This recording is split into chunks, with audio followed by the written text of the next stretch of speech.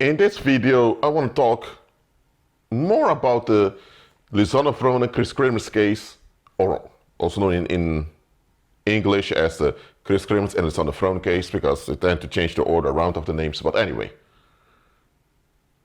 what I'm going to discuss in this video is not that much the facts of what happened before they went missing, nor the timeline of the cell phones, because those things have been discussed a lot on the internet in various languages.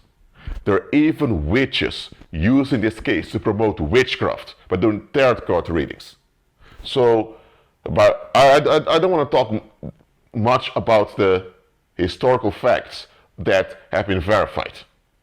And please, don't fall for the tarot card readings, because witchcraft is not a good thing. But okay. I've made videos before, and I even did a live stream about this case of Lisanne Froon and Kremers. I grew up in the Netherlands. I speak Dutch. And back in 2014, this case got some attention. That's true. Then suddenly it became quiet, and the conclusion came that it was a tragic accident. The Panamanian authorities confirmed this, and case was closed. Yet, worldwide, people noticed that the conclusion of the Dutch authorities and the Panamanian authorities did not add up. Look, after going over this case, I figured out something else about the Netherlands.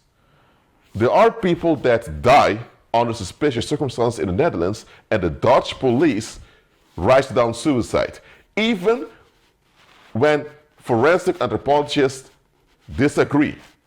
There are forensic anthropologists who looked into some of these cases, and they said this is impossible that it's a suicide.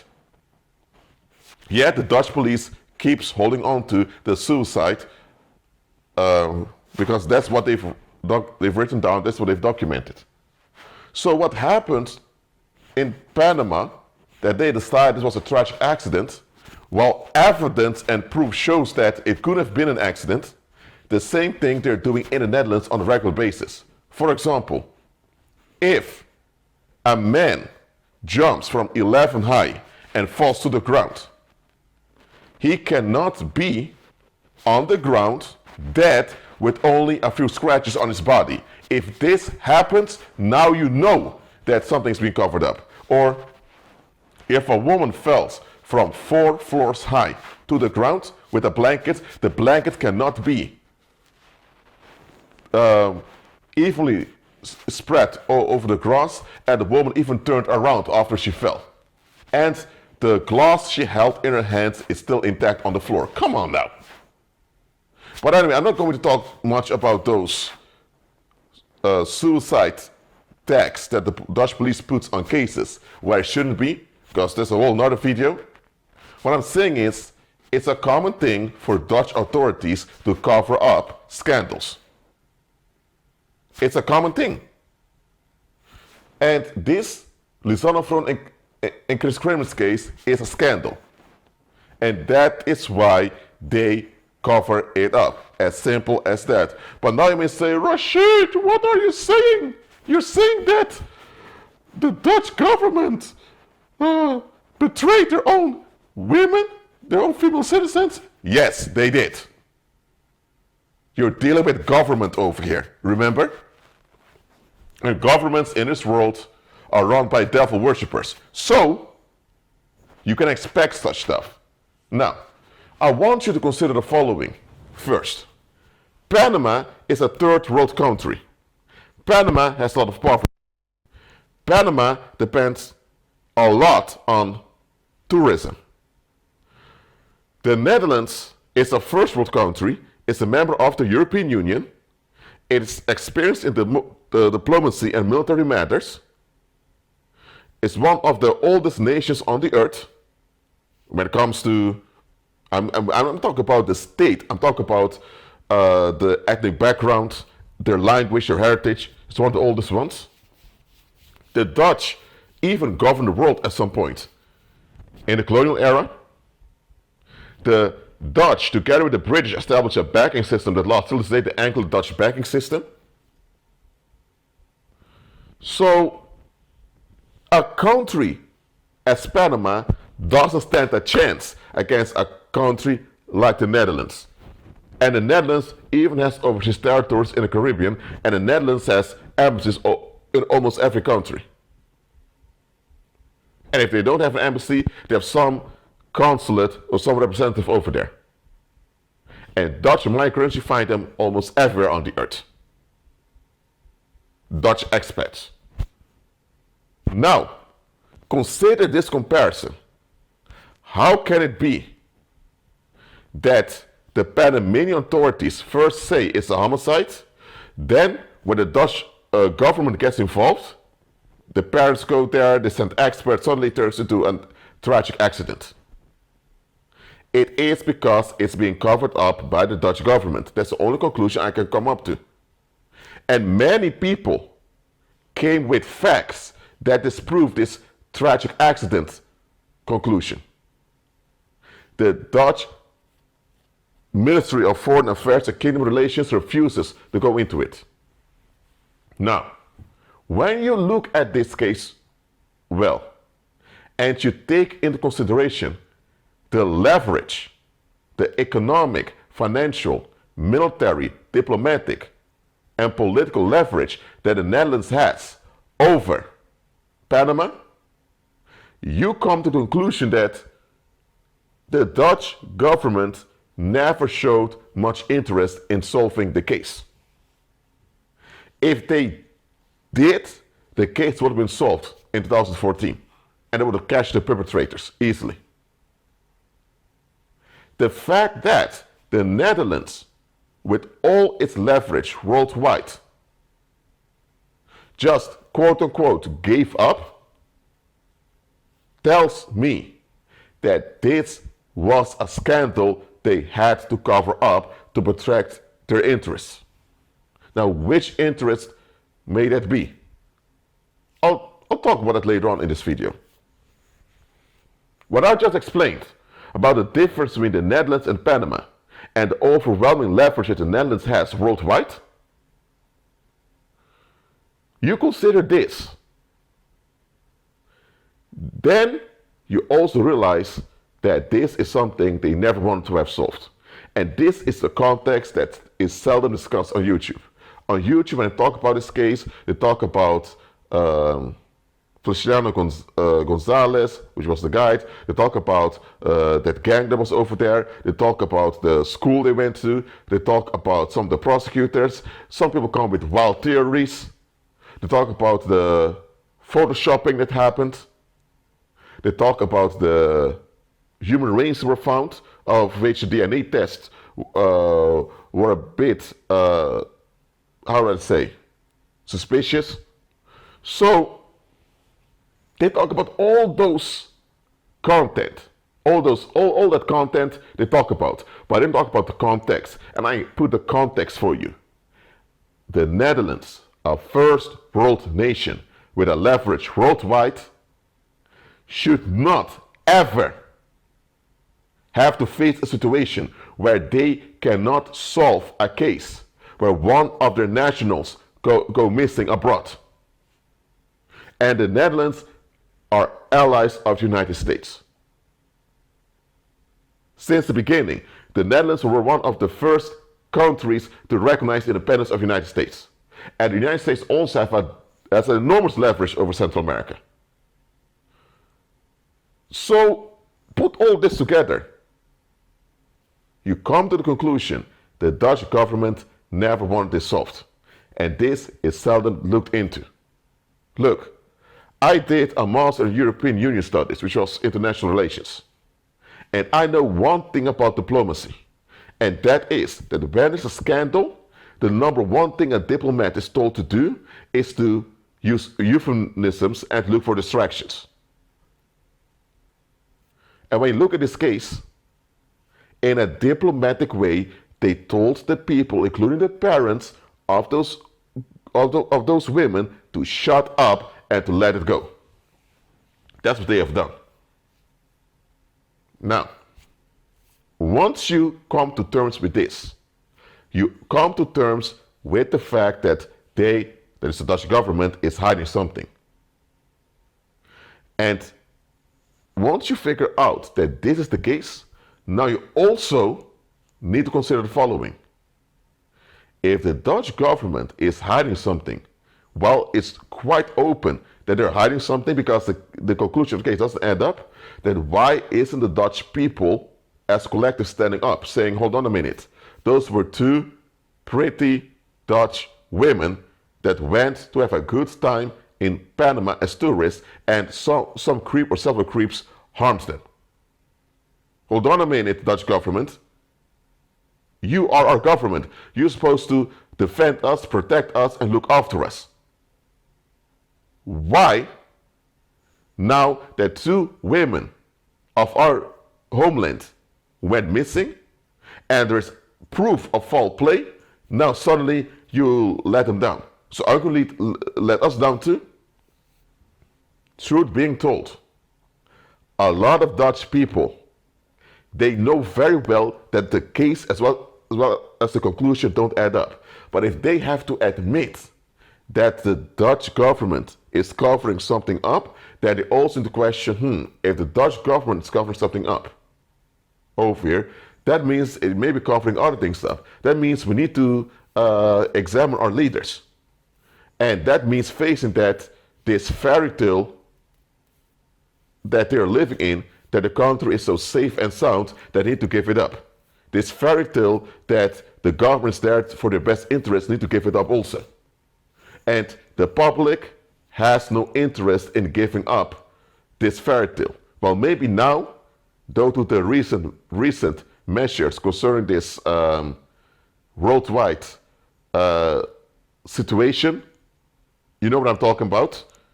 What happened in 2020, which lost till this day. Maybe because of that, they may decide to change their mind. But till recent, almost nobody in the Netherlands openly came out and admitted that they can't trust their government. Those people they're hiding stuff, they're corrupt, this and that. People kept defending the government until recent. So that brings me to the following. Not only is the Dutch government involved in covering something up, also the Dutch public is also complicit in this. So that makes you wonder, what are they hiding? The Dutch government is hiding something, absolutely. The Dutch public is hiding. What is the Dutch public hiding? Namely, that there's corruption happening within the leaders, and that the leaders are not as trustworthy and reliable as they claim they are. Because once the Dutch people admit this about their own leaders, then they need to take action, and they don't want that responsibility. Well, maybe they do now, because they finally showed some backbone recently, but okay, that's another thing. Look, you need to ask yourself the following when you're dealing with a controversy. In every controversy, anywhere, there is something they want to keep hidden. That is why it's a controversy. For example, let's say that a wife has an affair with the best friend of her husband. And now she becomes pregnant. Now she's not sure who's the father of the child. Now, the best friend of the husband has red hair. The husband has blonde hair, and she has brunette hair. The child is born, and when the child is growing, the child shows signs of red hair. Now, the husband thinks, maybe I have red-haired ancestors. But the people around can clearly see, hold on a minute. Doesn't this husband have a best friend who has red hair? So people are going to think, and the husband used to spend long times at work, while the best friend works part-time. Now, some people came to figure out that there may be something going on. That the child may not be the husband's child, but a child of that best friend. Even when other people notice the symptoms that this is what's going on, they will keep their mouth shut because it's controversial. Because if you mention this, you would be causing a lot of trouble. You'll be causing a marital breakdown, you may be causing domestic violence, or people may even get hurt. So when there's a controversial thing going on, people want to keep it quiet. So even when you notice that the child has features of the best friend, you're told keep your mouth shut. Don't say anything. Don't give any hints, because we don't want to deal with the drama when it unfolds. That's how it goes with controversy. In a controversy, there's something that's obvious that they want to keep hidden. Now, their effort in keeping it hidden makes it more suspicious. And because you notice the effort to keep it hidden, you get more interested in why are they so hesitant about this. And then you look at the thing that they are avoiding, you realize there's something wrong here. And the more you look into the thing that does end up, the more you're going to figure out about the situation that you can't put your finger upon. Now, I'm not claiming to know 100% what it is that they're hiding in this Lisanne, Froon, and Kris Kremers case. I'm not saying that. What I'm sharing here is my suspicion. I may be wrong, I may be correct, I may be partially correct. Time will tell. Now, what I think that they are hiding in this case is the fact that those women were set up. You're right. I said it. Those women were set up. Now, this may sound a bit silly to you, or it may sound a bit too far-fetched, or it may say, Rashid, that sounds like a conspiracy theory. Look, I deal with facts. And we can see, based on the facts, that nothing about this case adds up. And we can see by the fact that they are hiding something. And the people don't want to face that they're hiding something. So what is the most logical thing to conclude? Those women, let me elaborate, they went on a holiday in Panama to Bocas del Toro, then they went to Boquete. There, Lisanne Froon had a mental breakdown, and the next day they went on hike, so-called. They were never found again. And weeks later, human remains were found, their backpack were found in a dry condition, despite it being in a rainforest for a while. Many of the men locally that were related to the case died very quickly, within a year. So there is a cover-up going on, we know that. Now, those women were in a third world country when this happened to them. But there were Dutch migrants also around. Now, I'm not saying that those Dutch migrants were involved. I'm just saying that this whole thing is a setup. Where did those women, sometimes I say girls because they're called the Panama girls, but I want to call them women because they were women biologically, because they were grown up. Those women, where did they get the idea to go to Panama? There must have been someone that told them, hey, Kris, you just graduated, you want to travel around. Lisanne never went that far, especially on her own. Hey, why not go to Panama? Panama is a challenge. Panama, there's even this language school over there that's run by a Dutch woman. Hey! And there are also more people from Europe, including Dutch people, that go over there. Someone must have hinted it to them. Someone must have convinced them that Panama was a good option. Now,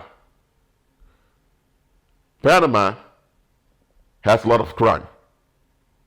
And there are quite some Western people also going missing in Panama. Some are later confirmed dead, murdered.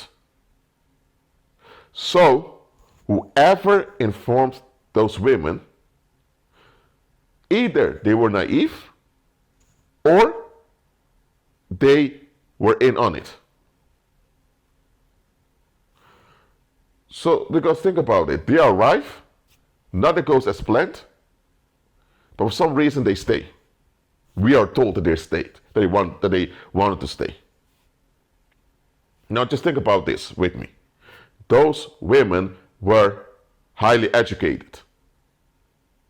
They were not some redneck bums from some village where people never finished high school. They were highly educated, they had psychological knowledge, and with the intellect they had, they also were able to detect when something didn't add up. The fact that Lisanne Froon had a mental breakdown, as was confirmed by the diary that was published, shows you that they were aware that something was off.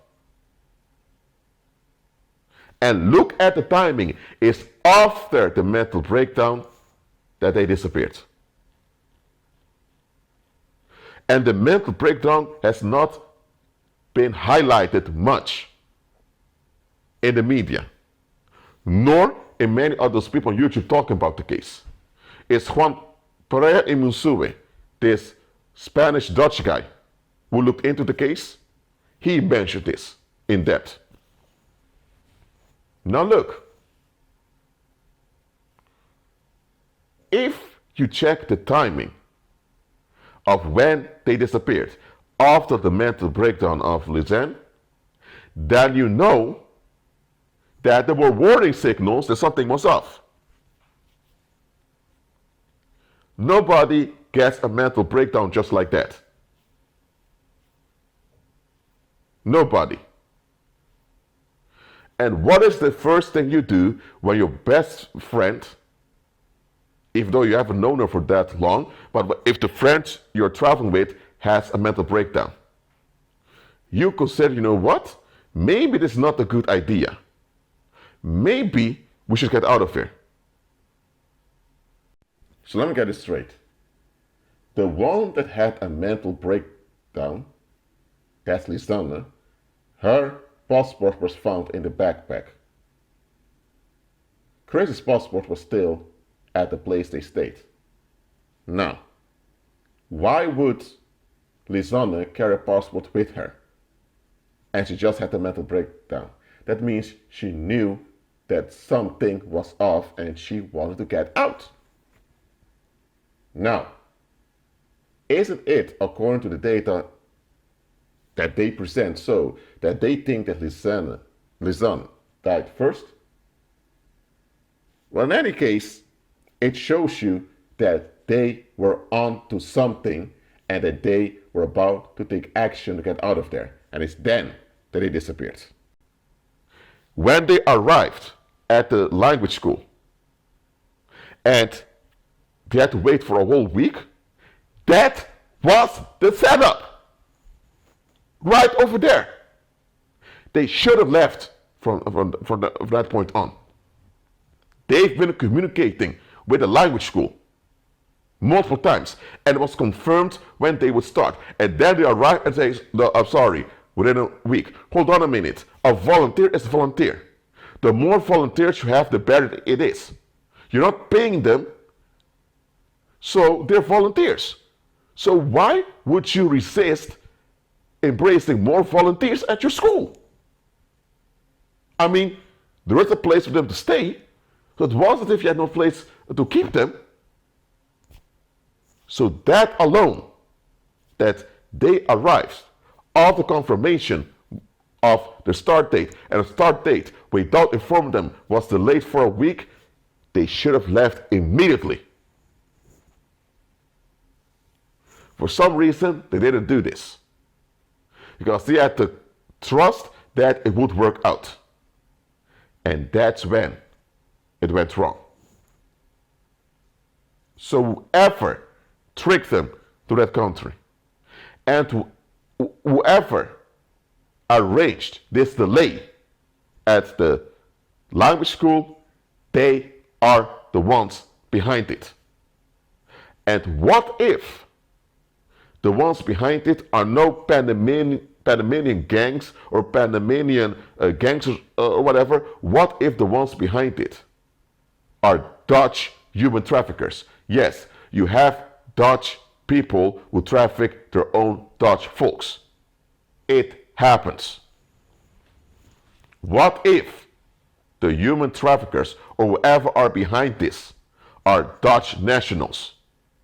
And what if those Dutch nationals have connections with in the business world or whatever? If that would come out, it would be a big embarrassment for the Netherlands as well as the reputation of the Netherlands. And the Dutch economy overseas relies on the good reputation that the Dutch corporate world has. And if there are people in the corporate world active in a third world country and they're doing such crimes to the women of their own people, that's not going to look good. So, in the long term, this may harm the foreign relations of the Netherlands in Central America and in other places. So, in this case, what do? Are you going to expose the scandal and risk economic and diplomatic consequences? Or are you going to choose the easy path by just covering it up? I think we know the answer. The Dutch government did the second part. They took the easy road to cover it up. Because think about it, if even in the Netherlands itself, internally, the police tends to cover up homicides by writing down suicide, and the police are paid by the Dutch government. They're an extension of the Dutch government. So if even inside the Netherlands, with Dutch nationals, they do this, what do you think they're going to do to Dutch nationals overseas? You get it. This case of Kris Kremers and Lisanne Froon, it is an inside job. I'm not saying that no Panamanians were involved. Of course there were Panamanians involved because it happened in Panama. But as it looks right now, it's an inside job. And this inside job, they don't want it to come out. And the Dutch public doesn't want to face, nor do they want to be confronted with the corruption in their own government and with their own leaders. They don't want to face this. So it's easier to get along with the bullshit conclusion it was a tragic accident, even though proof has shown that this accident scenario is nonsense. So what can we learn from this? Whenever there's a controversy, check at what they are avoiding. Because the thing they're avoiding, that's what you need to look at. Well, that's it for now. Keep on growing with Christ, be at peace, and always keep your eyes open.